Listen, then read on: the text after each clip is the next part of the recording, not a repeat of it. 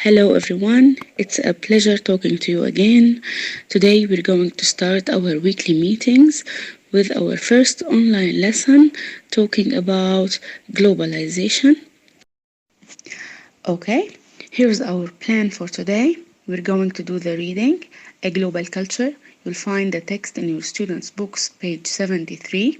Then you're going to be listening to the audio attached. We're going to analyze the post-reading questions and do the tasks.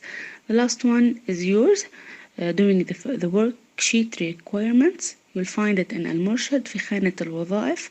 Download the file, do the requirements, then send it back to me. Doing the reading comprehension. Our meeting objectives, as you see, working with words, globalization, global and globe. Define the three words. I'll be waiting for your definitions. Write them in the worksheets and use them in meaningful sentences. Number two, we're going to practice the comprehension tasks. The last one is a survey. You're going to write an essay about the advantages and the disadvantages of the globalization. Okay, first of all, let's define globalization together. It's the process by which businesses are gradually beginning to operate all over the world rather than in just one country. Note that you can find it in many different definitions. It's okay. Keep the meaning. Now, what examples can you give? What products, what goods can you think of? Did you think of fizzy drinks companies, fast foods, or sportswear companies? What else? Can you give other examples? Here's my favorite part. I really love quotations. Kofi Annan said, "It has been said that arguing against globalization is like arguing against the laws of gravity." What do you think he means? Can you explain it? There will be extra marks on the explanation. Also, you can add to the worksheet. Okay, let's go through the checklist together. Which is the biggest fizzy drinks company in the world? Is it Coca-Cola, Pepsi, Fizz? I don't know. I prefer Coca-Cola, even though I haven't drunk Coca-Cola for 5 years. Never mind. Which fast food giant operates in 120 countries? Is it McDonald's, Starbucks, KFC, Pizza Hut? Well, I don't know. I eat whatever I see. It's okay. I depend on you. Which sportswear company rocks?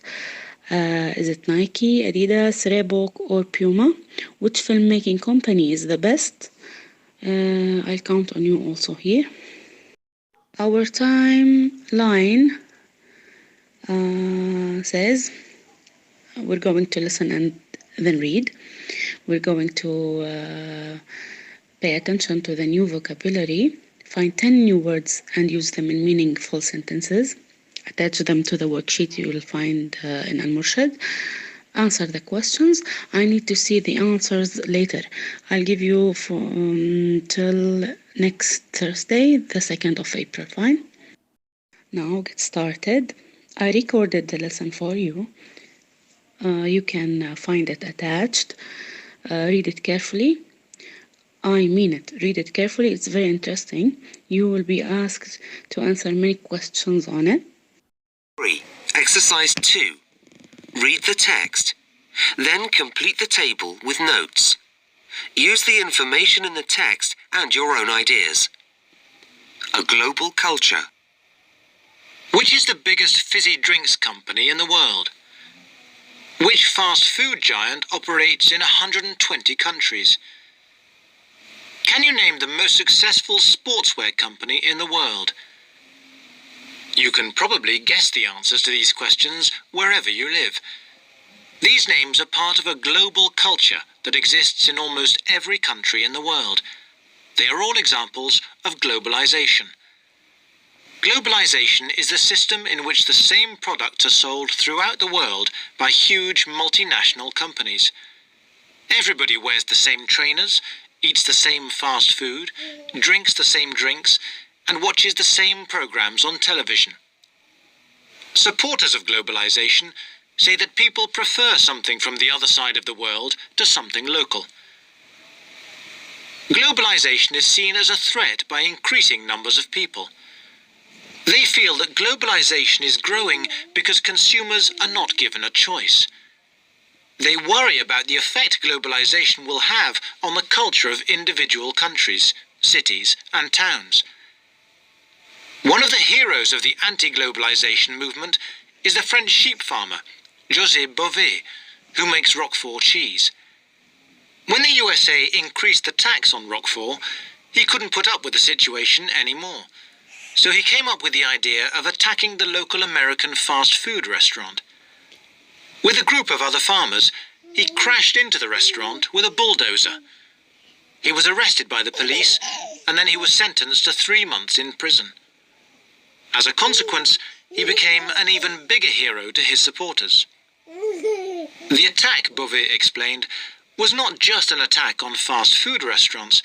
It was an attack on all multinational companies and the changes that they have brought. He believes that small, local companies are often forced to close down because they cannot compete with the big corporations. In a global market, the bigger companies have more money to expand and advertise, and they can also make and sell their products more cheaply. The result is that people stop buying from the smaller local companies. Some people might see the global culture as a good thing. It brings people together and means that we have cheap food. You can travel, eat, and shop easily. Unfortunately, though, many cities now have exactly the same shops selling exactly the same products. It can be difficult to come across any small local shops at all. The question is, will the world become less interesting when people all wear the same clothes, eat the same food, and speak the same language?